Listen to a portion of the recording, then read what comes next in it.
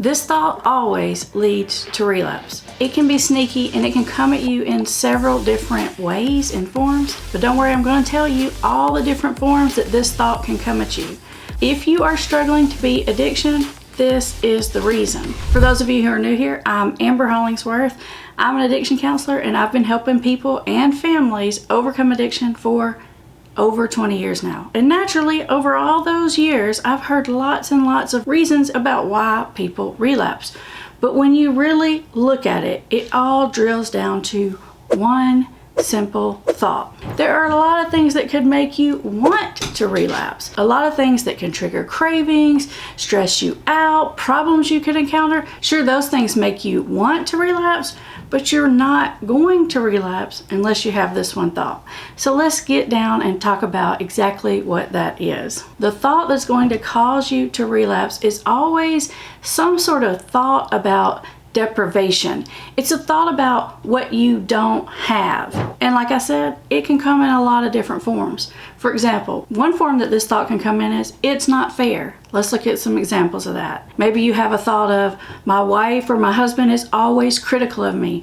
My parents never see what I do right, they only see what I do wrong. My kids don't appreciate me. My boss is a giant narcissist who treats me like crap. Because inherently within that statement, there's this idea of, I can't help it. I shouldn't be held to the same standards because, and I know that seems really harsh and I don't mean it to be harsh, but I do want you to understand that this is the sneaky thought that will allow you to make the decision to relapse. Let's look at another way that this thought comes in for an attack. Another version is, that's not right. It's sort of a justice thought. It takes the that's not fair thought and amplifies it up and turns the volume up a couple of notches into a justice thought. For example, occasionally on some of my videos, someone will read a title, and a lot of times I think they just like read a title and don't really listen to what I'm saying, or maybe don't even watch the video at all. And they'll make a statement about, well, addicts, they're doing it for a reason. They're probably doing it because their family treats them like crap. It's a symptom of something else.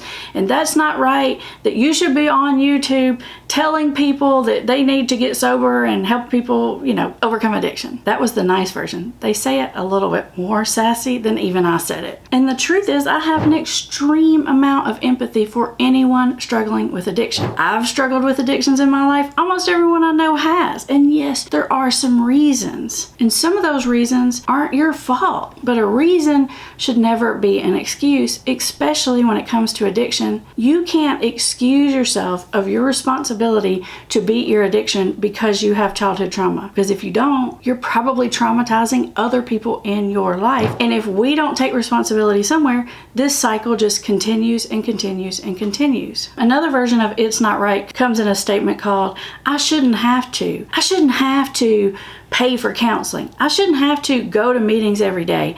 I shouldn't have to avoid situations that I want to be in. I shouldn't have to leave this job that I like. Can you see where that falls into the that's not fair, or that's not just, or that's not right category? Here's another one. Why can't I be fill in the blank? Why can't I be a social drinker? Why can't I go to those places? Why can't I have the life that my neighbor has? All of these are self-pity thoughts that will lead you to making a bad decision. And I'm not saying that in a judgmental way. I've done it myself 1,000 million times. And addiction wants you to do that kind of comparison because that self-pity leads to bad choices because it makes you think, I deserve this. It's only fair. If you're doing this whole why me thing and you're talking to an old timer in AA, they'll say, why not you? What's so special about you that you shouldn't have this issue? Everybody on the planet has an issue and a difficulty that they have to face. When you get real honest with yourself, you're gonna be able to look at the situation and say, wow, why do I have access to YouTube and education and I'm able to do this? Why do I have 2 legs that can carry me around?